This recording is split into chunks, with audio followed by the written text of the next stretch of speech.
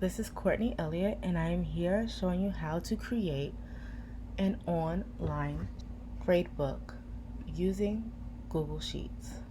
So I'm here on Google's landing page into Google Apps. There's the 9 dots that's in the corner of the screen. And then you're going to look for Google Sheets. Here we are. Start a new spreadsheet, and here we are in our new spreadsheet. I'm going to give this spreadsheet a title. I am now going to go to column A and click on it. The column should be highlighted like so. Your mouse cursor turn into this two-headed arrow and drag to the size you desire. So I'm going to label it student name. And then I'm going to put students' names here. Now, please keep in mind these are not real students' names.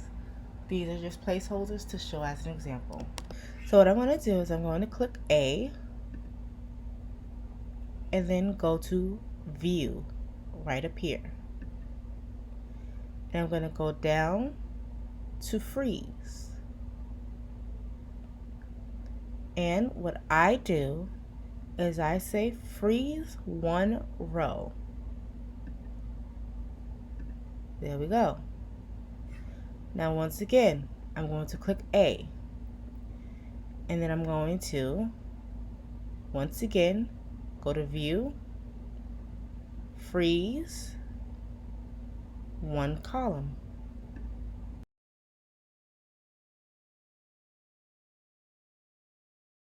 We're now going to go back to column B. Click on the box that's in Bob's Students row. I'm going to put the equal sign and I'm going to type out the word average. See that this shows you how to input the data set. So that would be comma. Do it just how it shows you. Now I know some of you may be saying this is too complicated. That's okay. Remember, everything always has a learning curve, and as you practice more, you learn more. And then I'm going to press enter. And there we go. Now you see where this says suggested autofill, and it's going to automatically autofill the average that the student made. So I'm going to put check, and there it goes. First data set, which is 78.8, and I'm going to click the middle of it and drag so everything is highlighted and drop. I am now going to go to Format, and I'm going to go down to Conditional Formatting.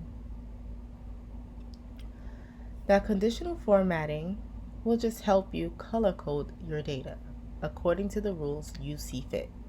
Apply to range B2, which is this first data set, to G5, which is this last data set. Format rules, format cells if, I'm going to say greater than or equal to. And I'm going to put 90. What I like to do, because it's aesthetically pleasing to me, is I like to change the text color to a darker version of the highlighted color, the fill color. And I'm going to put done. And there we go. We already see that the data set has changed. I am now going to add another rule. Once again, rows B2 to G5 is highlighted. I'm once again going to scroll to is between 75 and 89. I'm going to change the fill color to yellow just to differentiate my groupings. And I like to once again put a darker yellow just because it's aesthetically pleasing. You don't have to do that part. And I'm going to click done. So this time, go to less than or equal to. And I'm going to put 74. I'm going to click Jennifer Science's score in the average column. You see this circle right here? Click the circle and drag it all the way down to Tika Morrison. And now we have our students' averages. See how these are blank and the conditioning format has not changed? To click on one formatting that's already in color. And you see this brush right here where it says paint format? I'm going to click it.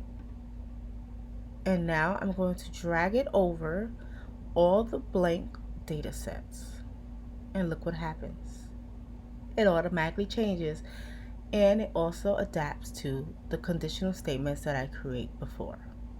And there we are with our digital grade book.